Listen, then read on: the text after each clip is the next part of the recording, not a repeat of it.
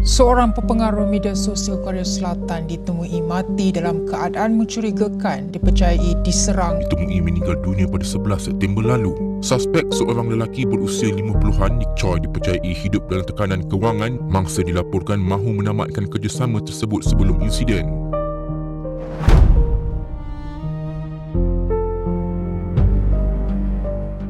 Hello guys, Assalamualaikum dan welcome back to Rotten Eggs Podcast. Apa khabar telur-telur sekalian? Saya harap anda semua dalam keadaan sihat. Dan hari ni aku nak bawa korang pergi ke Korea Selatan. Cerita ni pasal seorang Amoy ni, okay? Dia ada 300,000 followers dekat TikTok. Cita-cita dia memang tinggi, nak jadi pelakon. Dan lepas pada tu dia terjumpa dengan satu business partner ni. Dan Mamat ni janji bulan dan bintang lah dengan dia. Cakap yang boleh letupkan kejayaan dia boleh jadi superstar dan sebagainya. Dan satu hari tu dia buat keputusan untuk ciao, okay, untuk walk away lah daripada benda-benda ni semua, perempuan ni. Dan 4 bulan selepas dia orang start jadi business partner ni, tiba-tiba Amoy ni hilang. Okay, family dia call tak dapat, message tak reply, dan telefon dia terus senyap. Jadi 2 hari lepas tu, polis jumpa mayat dia dekat dalam satu beg dekat lereng gunung. Okay, tapi problem dia sekarang ni, lokasi dia tu 300 meter ataupun 300 kilometer jauhnya daripada tempat last yang diorang nampak Amoy ni hidup. Jadi apa yang sebenarnya jadi dekat dalam masa beberapa jam yang last tu?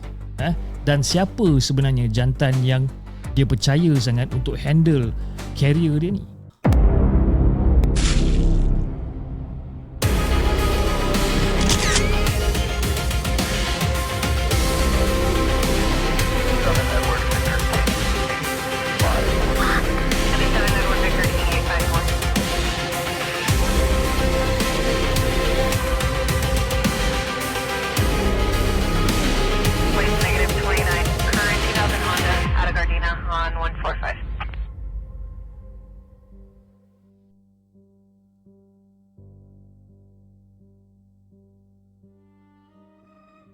Okay guys, pada 11 hari bulan September 2024, kira-kira lebih kurang dalam pukul 8 malam macam tu lah. Okay, ada seorang bapa daripada Korea Selatan ni, dia keluarkan phone dia, lepas tu dia nak hantar mesej dekat anak perempuan dia gunakan KakaTalk. KakaTalk ni dia lebih kurang macam WhatsApp juga, okay, tapi dia versi Korea lah. Jadi benda biasa, bapa untuk mesej anak, nak check in ke anak dia kat mana dan sebagainya. Dan pada ketika tu, dia dah mesej dan berjam-jam lepas pada tu masih lagi tak ada respon tau. And then lebih kurang dalam pukul 3 pagi macam tu, phone bapak dia ni berbunyi lah, kering, berbunyi kan. Ada reply pendek daripada anak dia. Tapi bapak dia tak tahulah, bapak dia tengah tidur kan. Tapi itulah kali terakhir yang dia dengar khabar daripada anak dia. The last message ever sebenarnya. Jadi 2 hari selepas message last tu datang ataupun dapat, mayat anak dia tu dah dijumpai guys. Dia bukan dekat Seoul, bukan dekat Incheon. Seoul tu tempat tinggal perempuan ni, dan Incheon pun kawasan situ juga. Tapi last diorang nampak ataupun diorang jumpa mayat anak dia ni dekat Muju. Muju ni pula adalah kawasan pedalaman bergunung ganang dekat wilayah Jeolla Utara. Lebih kurang dalam 300 km ataupun 186 batu jauhnya. Ceruk kampung Korea, kau tahu tak? Dan lokasi ni langsung tak ada kaitan dengan hidup Amoy ni. Dan masa diorang jumpa, orang kata keadaan tu memang agak teruk lah. Muka dia nampak jelas memang kena bantai teruk dengan lebam-lebam dekat merata badan dia. Dan punca kematian dia adalah apa? Mati kena cekik. Okay, kena cekik ke kena jerut lebih kurang macam tu lah. Ada orang dah belasah, okay, perempuan yang bernama Yoon Ji Ah ni. Cekik dia sampai mati, lepas tu heret mayat dia, drive. Okay, Mamat ni drive merentas negara semata-mata nak buang mayat dia ni dekat atas gunung. Budak ni baru 24 tahun guys. Dia cuma seorang perempuan yang tengah struggle nak kejar impian dia. Dan GR ni pula memang jenis orang kata personality dia yang memang agak ngam gila lah dengan orang kata social media broadcasting. Okay, jenis yang bubbly, jenis yang ceria, full of life lah senang cerita. Dan dia ni selalu post konten dance cover, okay, tutorial makeup dengan lifestyle sedikit. Dan dia masa tu tengah on the way untuk dapatkan sijil flying yoga. Jadi dia ni pula, okay, kita cerita latar belakang dia sikit lah. Dia ni dia ada 3 ekor kucing yang dia sayang. Okay, nama Gugu, Yepi dan juga Tori. Dan dia ni memang suka makan roti. Okay. Dan dia pernah mimpi dia nak masuk, macam masuk teater. Pernah orang kata ada impian. Bukan pernah mimpi. Ada impian. Ada impian nak masuk teater, nak rasa spotlight atas stage, nak buat career dia dalam dunia entertainment. Tapi ada satu setan ni, entah daripada mana datang, pergi ragut segala benda tu daripada dia. Okey. Nak faham sikit apa yang jadi dekat GR ni, kita kena borak sedikit pasal macam mana TikTok berfungsi dekat Korea. Okey. Dia secara spesifiknya adalah secara orang kata live streaming tu lah. Macam mana benda ni berfungsi. Jadi TikTok ni dia macam ada sistem ranking lah untuk viewers. Korang pun tahu kan. Lagi banyak kau derma duit dekat creators, masa diorang tengah live stream, lagi tinggilah level kau. Okay? Dan benda ni dah kira jadi macam satu status symbol tau dekat Korea. Level 50 adalah level yang paling tinggi. Dan nak sampai tahap level 50 ni, engkau kena derma lebih kurang 150 juta Korean won. Lebih daripada 110 USD shoot. Banyak tu. Okay? Jumlah tu jauh lagi tinggi daripada apa kebanyakannya orang Korea tengah earn dalam masa setahun. Diorang ni memang gila lah. Memang gila-gila punya amount lah. Diorang humban dekat orang asing dekat dalam internet. Kau bayangkan, aku tengah buat live, kau sumbang dekat aku TikTok gift ni sampai 110,000 USD. Okay, now sekarang ni ada seorang jantan ni menggunakan platform tu dengan nickname dia iaitu Black Cat. Dan nama betul dia adalah Choi. Kita panggil dia Choi lah. Encik Choi ke, Brother Choi ke.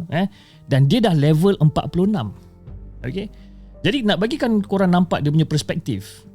Kau takkan hit level 46 tanpa berbelanja sekurang-kurangnya 100 juta won. Ataupun lebih kurang dalam 70 ke 75 ribu USD. Dan dekat dalam dunia TikTok live streaming ni, benda tu buatkan dia jadi macam kerabat diraja lah. Macam sultan lah senang cerita kan. Big spender lah. Bukan big spender, big spender. Okay. Orang kata belanja besar lah. Dia kira macam VIP antara VIP lah. Jadi creators, okay, content creators akan perasan bila dia masuk chat. Bila si Choi ni masuk chat, diorang akan bagi perhatian gila-gila dekat dia untuk dia drop donation. Dan Choi tahu benda ni. Jadi dia gebang lah dekat orang yang dia ada syarikat IT, dia adalah CEO IT, cakap yang dia buat coding, dia buat development, dia run business, macam-macam lah. Dan orang tahu yang Choi ni adalah successful guy. Okay, dia ni adalah satu the whole package lah. The whole package yang orang cari-cari kan. Tapi dia bukan sekadar orang kata wealthy fan biasa. Dia positionkan diri dia sebagai sesuatu yang lagi besar guys.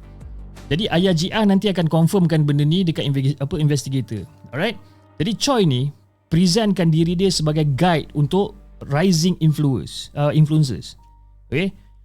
Korang semua kena tahu ini adalah game diorang. Dan game ni boleh tolong diorang untuk menang sebenarnya.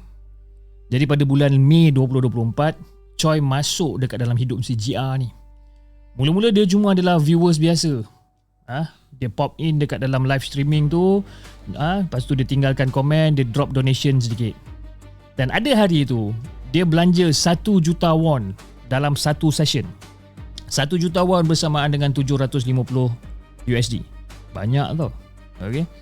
Jadi untuk GR, yang masa tu masih lagi tengah build dia punya audience, tengah build dia punya support, benda tu macam grab attention dia lah. Dan of course lah kan, kau tengah buat live streaming, tiba-tiba ada orang drop kau donation, orang drop kau ikan paus, orang drop kau singa dan sebagainya. So macam gila best kan.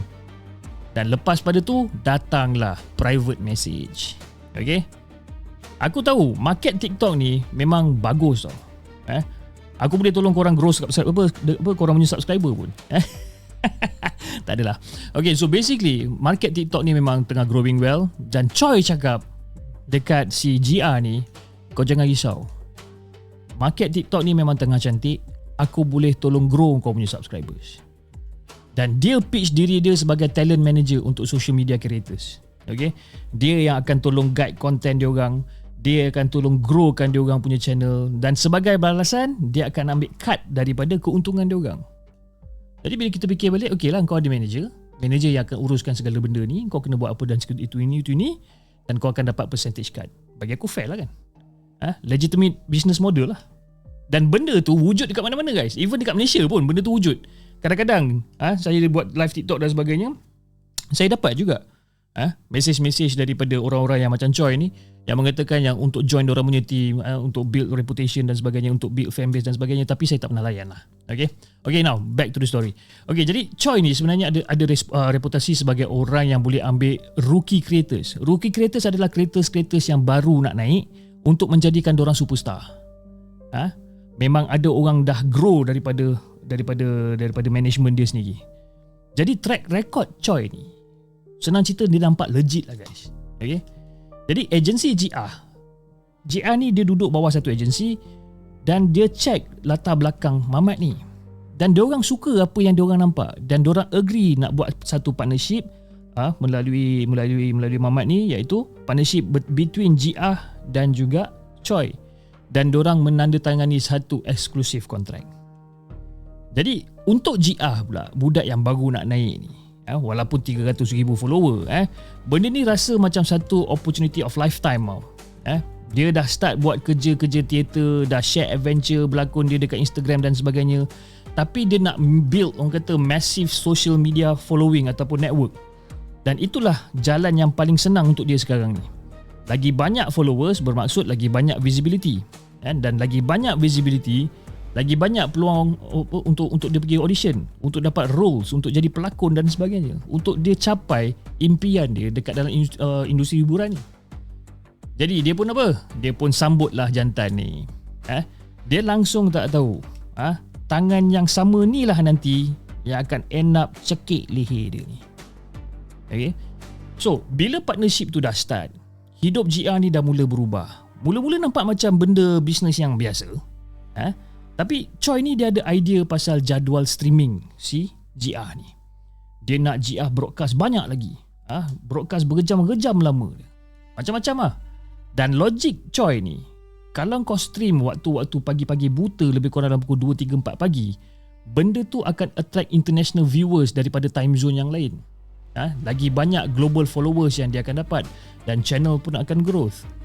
Jadi GR being GR, dia dengar cakap Choi. Yalah, Mamat tu kan pakar dan dia lah orang yang ada track record yang bagus. Jadi dia lah yang cakap yang dia akan jadikan GR tu bintang. Jadi okey lah, GR pun follow.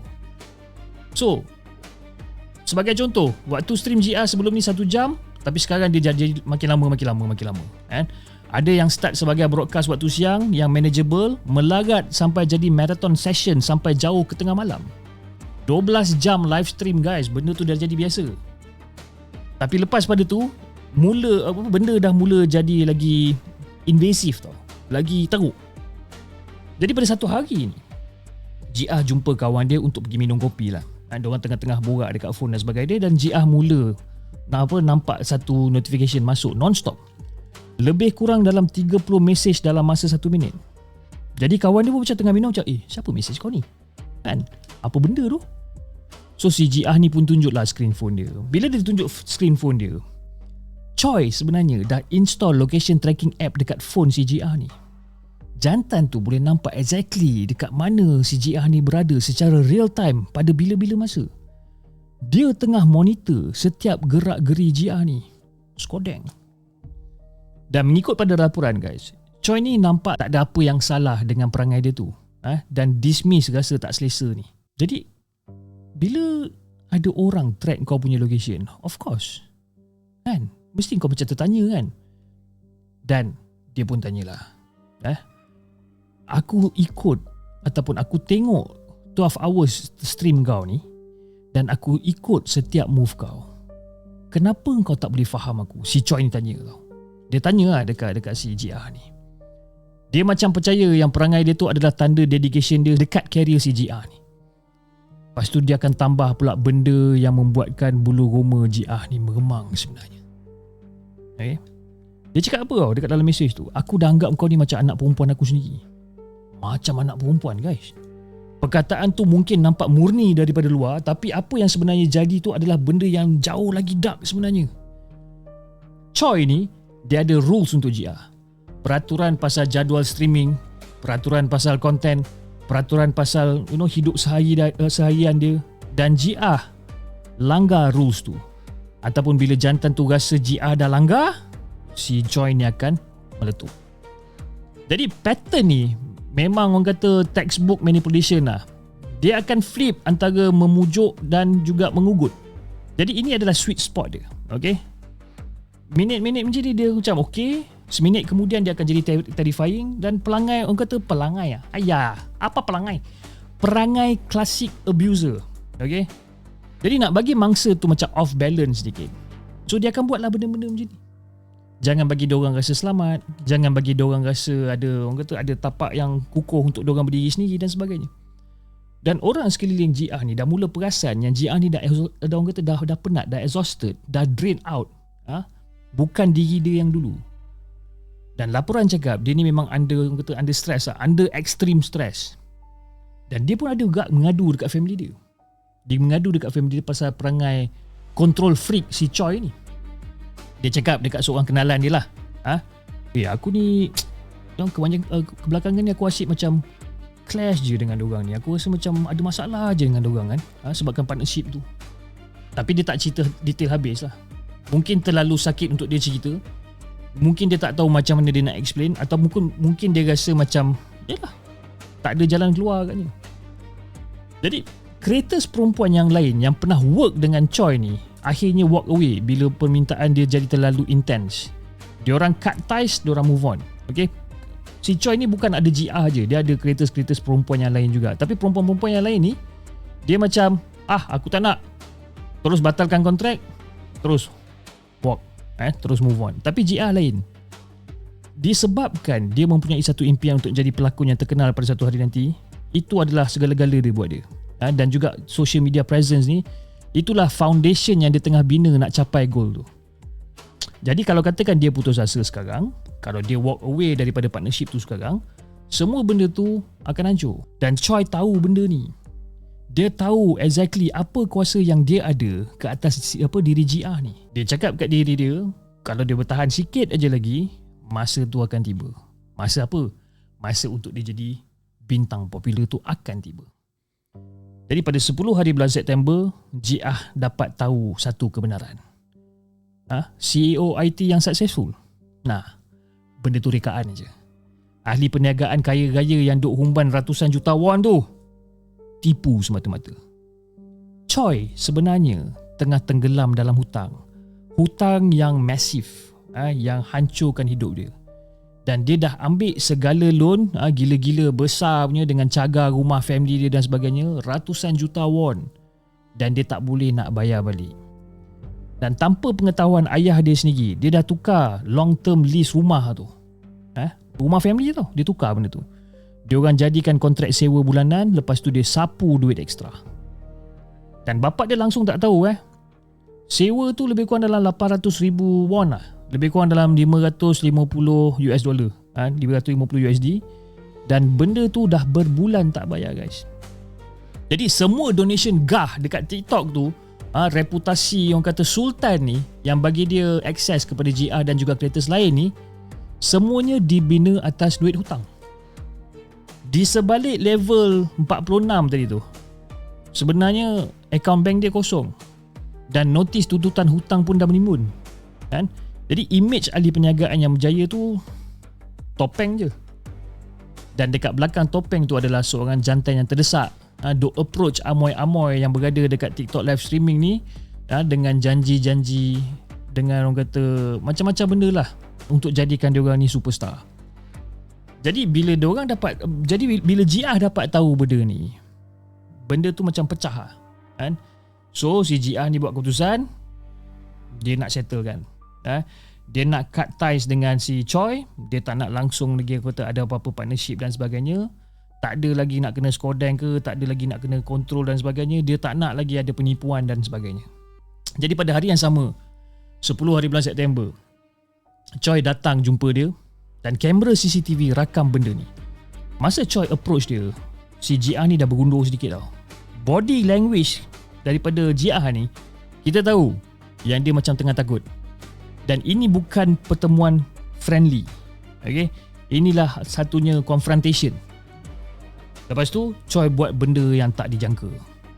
Dia melutut guys. Si Choi ni melutut. Kau bayangkan image tu kejap Jantan dewasa umur 50-an melutut dekat depan amoy umur 24 tahun. Dia duk merayu, tolonglah jangan tinggalkan aku, tolonglah jangan tinggalkan aku, tolonglah fikir balik, bagilah aku peluang lagi dan sebagainya. GR tak nak, apa hal kau ni? Kan, kau dah tipu aku itu ini, lepas tu kau nak jilat balik. Memang tak ah. Dan pada saat tu ada benda dekat dalam diri Choi ni, dia macam switch tau, bertukar. bertukar. Tiba-tiba tunjuk yang dia ragut phone Jiah daripada tangan dia. Dia cakap dengan Jiah lama gila lepas tu. Kita tak tahulah apa benda yang diorang cakap kan. Tapi kita tahu yang Jiah dah cuba untuk larikan diri tapi tak boleh. Dan akhirnya Choi belah. Tapi benda ni belum habis guys. Belum habis. So, apa yang korang kena faham tentang 11 September ataupun 11 hari bulan September 2024? Untuk Choi, itu bukan hari yang biasa. Tapi itu hari di mana rumah dia disita dan juga dilelong. Si Choi ni hilang segala-galanya hari tu guys. Kan? Rumah dia, kekayaan dia dan sebagainya, ilusi kejayaan dia semua hancur, lebur, hilang. Dan pada hari yang sama, satu-satunya orang yang duduk tampung kewangan dia ni adalah siapa tahu? Jiah. Jiah pula yang tampung dia ni. Yang mana hasil daripada streaming yang dia duduk cover selama ni, dia duduk cover si Choi ni. Jadi 11 hari bulan September 2024, Jiah buat satu live stream daripada Pulau Yongjon dekat Incheon. Macam hari kerja biasa. Dia senyum kat kamera, dia layan fans dia, buat apa yang dia selalu buat, broadcast, lepas tu habis dalam pukul 3 petang macam tu lah, 3 lebih petang.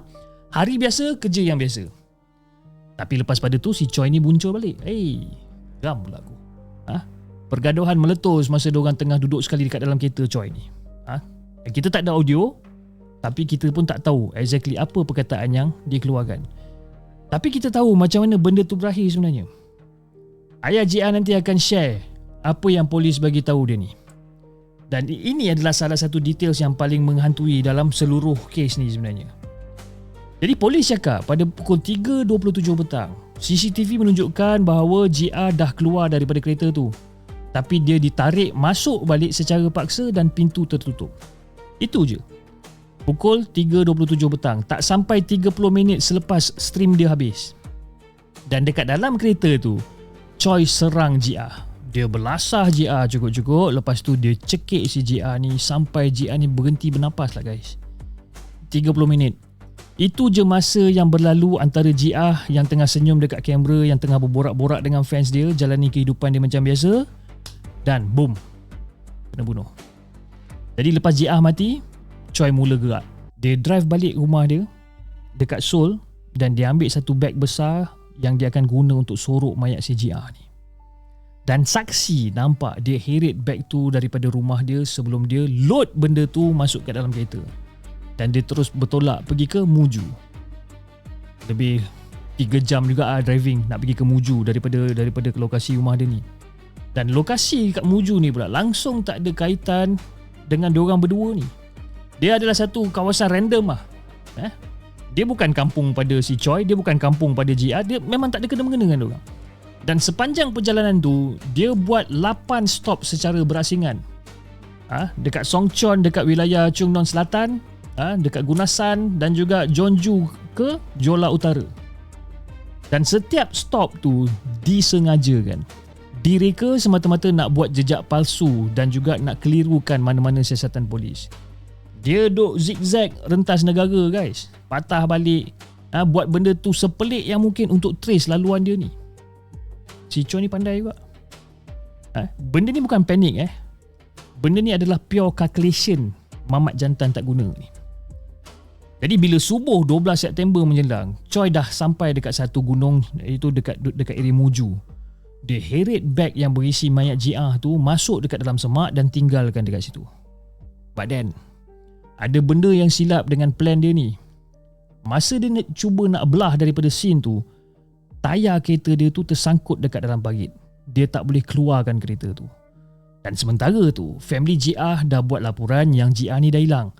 Jadi pegawai dekat balai polis Gyeonggi Timur ni dah mula siasat. Diorang mula trace the last known movement Jiah menggunakan CCTV footage ni. Dan diorang track sampai ke kereta Choi. Dan dari situ, diorang track kenderaan jantan tak guna tu menggunakan kamera sepanjang laluan tu.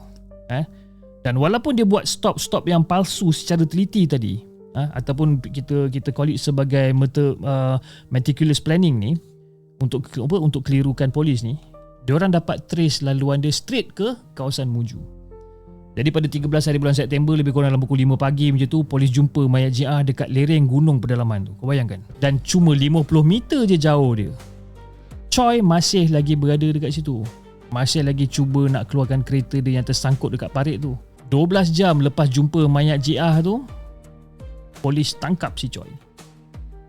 Kita tak tahu kenapa ambil masa 12 jam sedangkan dia dah ada dekat situ. Tapi ini ikut laporan lah, 12 jam sebelum dia tangkap si Choi.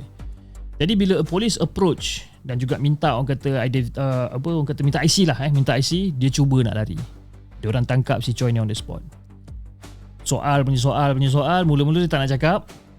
Tapi bila akhirnya dia buka mulut, dia tipu. Dia kata, kita orang gaduh. Lepas tu bawa haluan masing-masing. Dia cakap itu. Tapi polis dah ada mayat guys. Dia dah ada mayat, dia dah ada CCTV footage, diorang dah ada kereta dia. Dan diorang dah jumpa dia secara praktikal tengah berdiri dekat tempat kejadian tu. Dan polis bagi tahu dia yang diorang dah jumpa mayat JR cuma beberapa meter daripada tempat kereta dia tersangkut. Dan akhirnya lepas dah henyak sampai lunyai ni, now dia breakdown. Member sudah koyak, dia mengaku.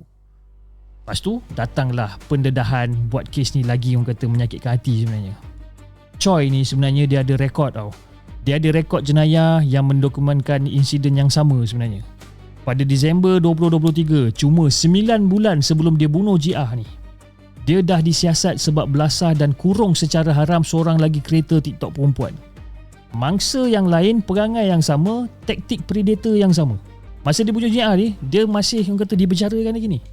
Jadi dia diikat jamin, bebas merayau sementara tunggu hukuman sebab cederakan seorang lagi perempuan. Dalam tempoh bebas tu, dia buat sekali lagi. Faham kan? Cuma kali ni dia pergi lagi jauh lah. Kali ni dia membunuh. Sebelum ni dia tak membunuh. Dia setakat orang kata kurung perempuan dan sebagainya. Dia dibicarakan, dia dibebaskan. Dalam masa waktu dia bebas ni, dia pergi bunuh si JR. Sistem gagal weh. Gagal. Choi yang dah kantoi dibiarkan merayau bebas. Dan seorang wanita berusia 24 tahun kena bayar dengan nyawa dia. Aku ni anggap kau macam anak perempuan aku. Apa benda? Jadi itulah apa yang Choi bagi tahu dekat JR. Tapi langsung tak ada sifat seorang bapa pun dekat dalam cerita ni. Apa yang dia sorok dekat belakang perkataan tu bukannya kasih sayang guys. Tapi itu adalah possession ataupun control. Dan bila JR cuba untuk lepaskan diri dia, dia pastikan JR tak boleh lari sebenarnya. Choi sekarang ni tengah ditahan dan juga dah didakwa atas tuduhan membunuh dan membuang mayat. Dan sampai sekarang dia punya perbicaraan masih lagi berjalan. Lepas kes ni jadi public, dia ada hashtag dia, #Justice for Yoon JR. Trending dekat social media Korea dan sebagainya. Dan cerita ni cetuskan perbualan pasal kata risiko tentang seorang content creators yang kena adab. Terutamanya wanita muda yang kena berurusan dengan supporters kaya, dengan sultan-sultan ni yang berkuasa, yang kaburkan garisan antara fans dan juga benda yang lebih bahaya. Jadi ayah JR ni sampai sekarang masih tak boleh tidur guys, tak boleh terima kenyataan dia, yang anak dia dah tak ada. Dan dia bagi tahu reporters yang dia selalu dengar suara anak perempuan dia ni, minta dia dapatkan keadilan untuk anak perempuan dia ni. Itulah Yoon JR yang sebenarnya. Dan itulah yang macam mana kita patut ingat dia sebenarnya. Apa pendapat korang tentang kes ni? Nasihat aku, saya tahu saya pun seorang content creator, anda pun mungkin yang sedang menonton ni seorang content creator, lagi-lagi kaum wanita di luar sana. Hati-hatilah guys. Hati-hati dengan siapa yang kita berurusan. Tak kira lah korang dapat lion gift ke, ikan paus ke dekat TikTok ni, just relax. Okay, cakap terima kasih, move on. Okay, just hati-hati guys. Okay, aku rasa itu saja untuk hari ni guys. Stay safe, stay paranoid. Assalamualaikum, bye bye.